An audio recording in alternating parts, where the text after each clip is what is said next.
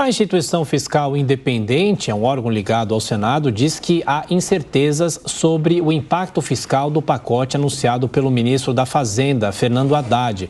O relatório é assinado pelo diretor executivo, Daniel Cury, que ainda não foi nomeado, mas será o secretário adjunto da Secretaria de Orçamento Federal. E a gente, para falar sobre esse assunto, conversa agora com o sócio e economista-chefe da Rio Asset e ex-diretor da instituição fiscal independente, Gabriel Leal de Barros. Tudo bem, doutor? Como vai? Muito obrigado por estar aqui conosco na Jovem Pan. Bem, bom dia, eu agradeço pelo convite. Muito obrigado. Quais são as principais inconsistências desse pacote que foi anunciado? Ou seja, a tentativa de se amenizar o impacto nas contas públicas, o que pode não dar certo e o que poderia ser feito para reverter essa possibilidade? Tem vários pontos de inconsistência, assim, dos 245 bi aproximadamente que foram anunciados, a gente tem diversas medidas que são de difícil viabilidade, né? A gente tem, por exemplo, 70 bilhões relativo à redução da litigiosidade no CARF e também como incentivo à denúncia espontânea. Isso é muito difícil de fato virar arrecadação para o governo, então não dá para contar com esse volume de recursos. A gente também tem, por exemplo, 23 bilhões de antigos recursos do fundo do PIS/PASEP, que foram mencionados também pelo ministro, que é difícil de ajudar o resultado das contas públicas, porque, vamos lembrar, na PEC da transição, que foi aprovada na virada do ano, esses recursos foram consignados para investimento público fora do teto. Então tem uma série de problemas no pacote que foi anunciado. No melhor cenário, só metade do que foi anunciado, de fato, vira receita. Na sequência, a pergunta do nosso comentarista, Cristiano Vilela. Muito bom dia. Uma pergunta com relação a esse ponto. Dentre os itens que foram colocados pelo estudo do Instituto Fiscal Independente, um que chama a atenção é que me parece que o que é mais fácil de se chegar, que é mais concreto de se chegar nesse número que foi apresentado, é através do aumento da arrecadação de impostos. Outros pontos, eles acabariam ficando um pouco etéreos, como dependendo de ações referentes à revisão de contratos. Dá para se dizer que esse anúncio do ministro Haddad, ele tem um direcionamento claro no aumento de impostos? Dá sim. A parte mais factível do que foi anunciado, de fato, é aumento de carga tributária. Mas tem uma série de outras medidas que foram anunciadas que não são aumento de carga tributária, que tem viabilidade muito questionável, muito duvidosa. A parte que é crível, que a gente consegue ter mais confiança, é de fato aumento de imposto, por exemplo, na parte do PIS e COFINS sobre combustível e também receita financeira. Isso de fato é razoável, que o governo consiga arrecadar o restante, mesmo a redução de despesas de 25 bilhões, por exemplo, como revisão de contratos e programas, é praticamente impossível de acontecer isso, porque a gente está falando de 25% da despesa discricionária do governo federal, que é de 100 bilhões de reais. É impossível, é inviável matematicamente se cortar 25%. Quanto tempo aproximadamente deve levar para o cenário econômico sentir os impactos desse pacote econômico lançado por Haddad? O mercado viu com muito ceticismo esse pacote anunciado, o mercado não ficou muito animado, o mercado financeiro, justamente por conta disso. Quando a gente espreme, né, quando a gente faz as contas com cuidado, apenas no melhor cenário, metade do que foi anunciado vira de fato a arrecadação, ajuda o governo, e não tem muitas medidas, né, pelo lado da despesa. As duas medidas que tem somam 50 bilhões, a primeira delas, que é a revisão de contratos e programas, não é factível arrecadar 25 bilhões, e a outra parte, que é um menor gasto de 25 bi, o mercado já tinha colocado na conta, porque a PEC da transição que foi aprovada na virada do ano passado para esse, ela foi muito excessiva, né? Foram pelo menos 170 bilhões de gasto aprovados na PEC da transição, e o governo não vai conseguir gastar tudo. Então, não tem nenhuma medida estrutural pelo lado da despesa, que é isso que precisa ser anunciado.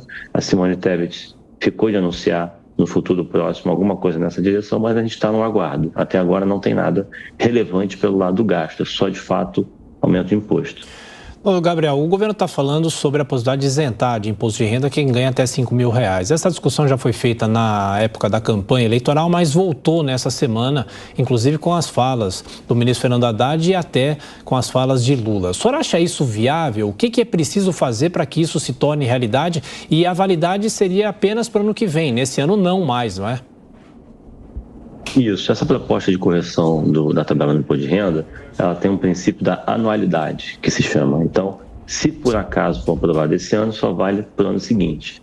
E também é difícil o governo conseguir equilibrar as contas avançando nessa direção, porque se a gente de fato corrigir para R$5.000, como foi a promessa de campanha do presidente Lula, a gente vai estar falando de uma perda fiscal que pode girar de 110 bilhões a 170 bilhões. 110 bilhões é se não houver correção das deduções. Por exemplo, tem muita dedução de saúde e educação.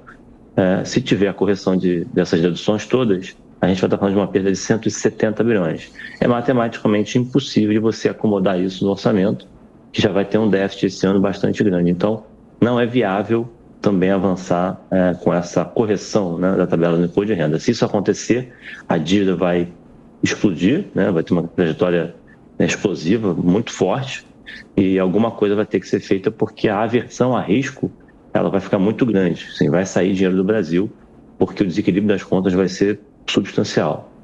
Cristiano? Gabriel, o Instituto Fiscal Independente, ele faz a projeção de um aumento da dívida pública para esse ano. De que forma você vê isso? Você vê esse como um aumento factível, um aumento que eventualmente tem condição de ser diminuído? De que forma você vê essa questão? Para diminuir, quando a gente faz as contas no cenário em que, se tomando como base a direção que o governo está dizendo para a gente que vai seguir, né, não é uma premissa ideológica, né? O governo está tomando várias decisões numa direção. Quando a gente faz a conta, né, dessas decisões que o governo está tomando, a trajetória é muito ruim, uma trajetória de aumento, de fato, da dívida pública, que vai continuar em crescimento não só esse ano, mas também nos próximos. No melhor cenário, a gente estabiliza essa dívida em torno de 90% do PIB daqui a 4, 5 anos. É possível ter uma trajetória de dívida mais baixa? Sim, é possível. Vai depender da regra de gasto, né, da regra fiscal que vai ser proposta, porque o governo, na PEC da transição, acabou com o teto de gastos e prometeu que vai colocar alguma coisa no lugar, né, vai substituir. A gente não sabe ainda que regra é essa que vai substituir o teto. A gente precisa aguardar, é muito importante acompanhar essa definição. E, além disso, a gente precisa reduzir despesa. Todo o pacote que foi anunciado pelo Haddad, ela foca basicamente em medidas pelo lado da arrecadação. Não tem praticamente nada pelo lado da despesa. E a gente sabe que tem um potencial extraordinário de redução de despesas. Tem pelo menos 700 bilhões de reais em 10 anos de potencial economia de medidas pelo lado do gasto. Algumas são muito óbvias. O Banco Mundial, por exemplo, em 2017, já mostrou várias delas. A revisão do cadastro único, só para a gente ter uma ideia, poderia entregar uma economia de 10 bilhões só nesse ano. Só para a gente dar um pouco de números. Então, assim, tem uma série de medidas que precisam ser adotadas pelo lado do gasto, que poderiam reduzir a dívida, mas até agora não há sinal de que isso vai ser feito. O governo promete ainda tão discutida e esperada reforma tributária ainda para esse primeiro semestre e também uma reforma do imposto de renda para o segundo semestre deste ano também. Esses movimentos poderiam colaborar para o melhor efeito da situação econômica toda? Poderiam, desde que se fossem bem feitas, né? Mas a gente ainda precisa de medidas pelo lado do gasto. Mesmo com a reforma tributária, a gente ainda precisa de medidas pelo lado da despesa para reequilibrar essas contas de uma forma sustentável. A gente não vai conseguir reequilibrar as contas públicas só com medidas pelo lado da arrecadação, né, realmente com a carga tributária. Precisa ter também essa perna, né, esse driver de reduzir despesa. A reforma tributária, se for bem feita, ela pode sim ajudar no crescimento da economia, né? Tem vários estudos aplicados que mostram que uma boa reforma tributária sobre o consumo, que é o nosso maior problema no Brasil, se for bem feito, e se for bem feito, significa dizer que se a gente não tiver muitas exceções, né, se começar a ter muita exceção para o setor A, B, C, D e E, aí o ganho econômico, em termos de produtividade da economia e de crescimento potencial, se perde pelo caminho. Então é importante que a gente consiga resistir a esses lobbies setoriais para, de fato, aprovar uma reforma sobre o consumo de qualidade. Se por acaso tiver exceção, a gente vai perdendo potência nesse ganho que a reforma tributária pode entregar para o país. Só para fechar, doutor Gabriel, é possível, como o governo vem pensando, de fatiar a reforma tributária, fazer uma parte em relação ao consumo agora no primeiro semestre e uma parte em relação às questões fiscais no segundo? Isso é possível? É mais viável politicamente ou não? Vai depender muito da capacidade, né, de articulação política do governo. A reforma tributária sobre o consumo, que é o IVA, ela é mais complexa politicamente porque ela demanda PEC, né, uma emenda constitucional. Então, assim, como demanda mais capital político, tem tempo de tramitação mais longo, ela deveria ser a primeira, né? E também é a que mais gera efeito econômico para o país, positivo, se for bem conduzida. As outras, elas são, digamos assim, aditivas à reforma sobre a base do consumo. Então, assim, é até possível, sim, conduzir uma reforma tributária fatiada, mas precisa ter muita capacidade de articulação política para que isso seja feito. Até o momento, a gente não tem visto uma boa articulação do governo, nem na primeira parte, né, na reforma da tributação sobre o consumo, que é o IVA nacional. A gente já viu vários membros do governo dando declarações desencontradas, né? Tem membros que mencionam a PEC 45, que é a PEC cujo autor intelectual é o Bernardo Api, que é o secretário especial da reforma tributária, né? E a gente já viu também outros membros do governo defendendo a PEC 110, que está no Senado, que é de pior qualidade, relativamente à PEC 45. Então, se for bem conduzido, que é o que não está acontecendo até agora, a gente pode sim ter ganhos para o país, mas vai depender muito dessa capacidade de articulação que até o momento está deixando a desejar.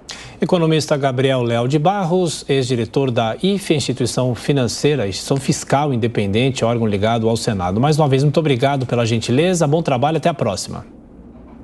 Agradeço, até a próxima.